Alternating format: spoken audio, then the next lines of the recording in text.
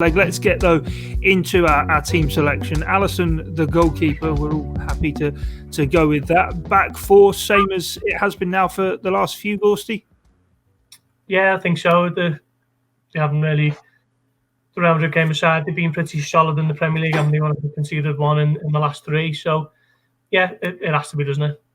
It was questioned, I think, on Friday's podcast, whether or not Theo Fabinho might be put back into that defence. Obviously, really knowing that Liverpool can't afford to concede an away goal. But I suppose what he offers, not only protecting the defence, but the passes forward in defensive midfield as well, mean that probably is best to stay with the back four as it has been. Yeah, Fabinho's too important in midfield. It's a different story if you've got Jordan Henderson available, but when you don't, you need Fabinho as that protection in midfield. We're seeing who Liverpool up against in the engine room. You need him there.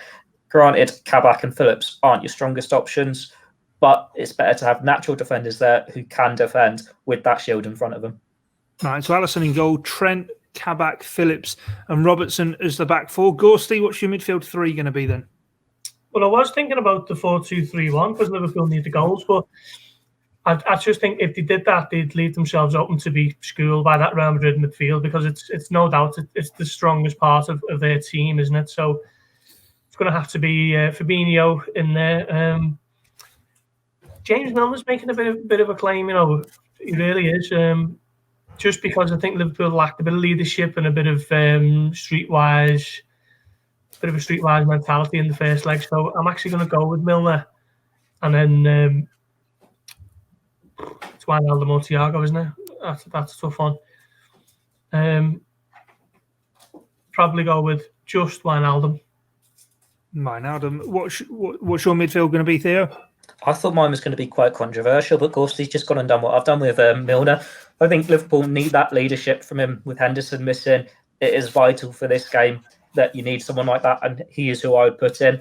Fabinho's obviously there, but I'm going Thiago over Gini Wijnaldum, and it's more in the blind optimism that you can bring him on at half-time and he'll score a vital brace. Like, the scene in Dodgeball where they get him to unleash his anger, the nerdy dad, and they go and storm there. I think we need a bit of that from Gini. You look like you're ready to go play Dodgeball. Yeah, we need that from Gini. Like he said, he was angry when he was left out against Barcelona, and then he came on, he scored his brace, and we all know what happened next. So leave him out. Let's get him angry. Let's get him raging, and then let's unleash him at half-time and win the game. But if you want to be a bit serious about it as well, it looks like he's leaving Liverpool Football Club in the summer. Got to start looking to the future. And granted, James Milner is not a long-term Liverpool future, but stick with the players that are going to be at the club.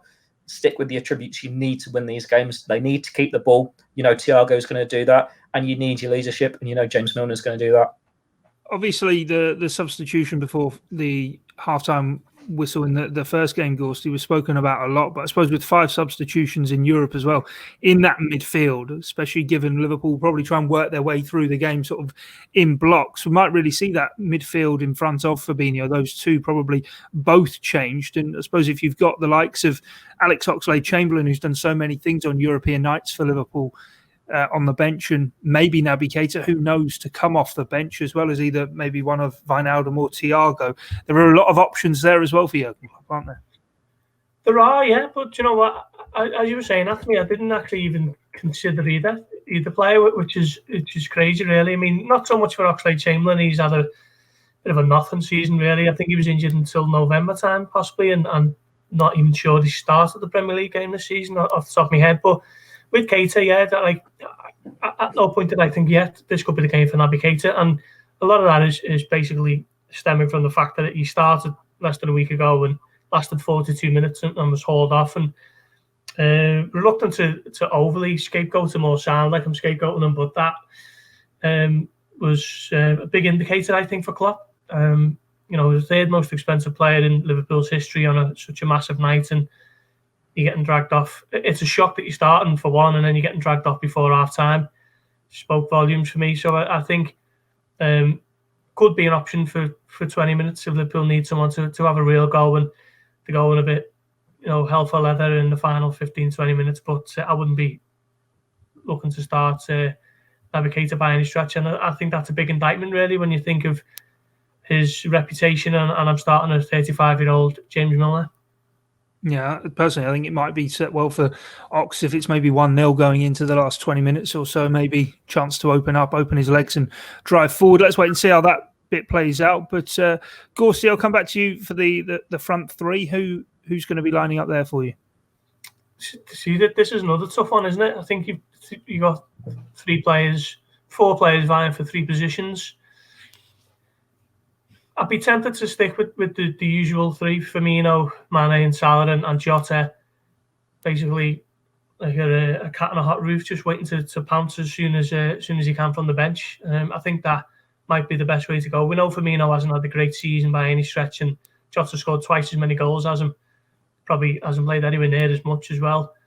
But I don't know. I just think he looked a little bit better, Firmino, on Saturday, and Liverpool couldn't keep the ball on Wednesday or Tuesday night, could they? They just couldn't make it stick up top. And I think he'll do that a lot better than Jota is able to if the ball goes forward against Real Madrid's patched up back line. Because I think Vázquez is injured as well, isn't he? So it's going to be more makeshift movement from Zidane in the back four. And maybe this is the night that the front three roll back the years and do the business. Yeah, greatest hits from them and all that. But yeah, I think he may be getting in and around their midfielders as well might help break up their build-up play. But Theo, what about you? Who's the front three for you? Of course, this just changed my mind mentioning that Vázquez is out the right back, because that means they're going to be playing like a teenager there. And before I was thinking, well, Salah's starting, Firmino's starting because he was improved against Aston Villa. But then you'd have Diogo Jota on the left. And I was thinking, have that front three against Aston Villa, see if they can click, then unleash them against Real Madrid. But I quite like the idea of Sadio Mane against some unknown teenage right back from Madrid, seeing what he can do there. Maybe that's what he needs to get back to his best, or at least, at the very least, finally win a penalty with his clever feet and trickery. And then we know Jota's got goals in him. We know he can make an impact off the bench. When you've got 5 substitutions to make, maybe he would be a good option to at least see the game over the line. But it all comes down to what Sadio Mane are we seeing. If it has been the Sadio Mane in recent weeks, the one we saw in Madrid, he can't start for Liverpool. But if we're clinging to the fact that he's going to be the man for the big occasion of all the nights to turn it back on, to rediscover his form, a big must-win European game at Anfield against Real Madrid, he's the one you've got to go for. He's also one of those, though, isn't it? If he comes off the bench and plays like he did against Aston Villa, and again, I don't want to hammer him, he's a far better footballer than I am, but didn't really come on and have much of an impact against Villa, whereas if Jota's coming onto the pitch, and we know this year just how many times he's come off the bench and got goals for Liverpool, that is just another weapon that Jurgen Klopp will have within his ranks. But anyway, that sums us up for this edition. Oh, wait, no, it doesn't. No, it doesn't. Match predictions. Let's get to them. Gorsty, are Liverpool going to do it? What's the score going to be?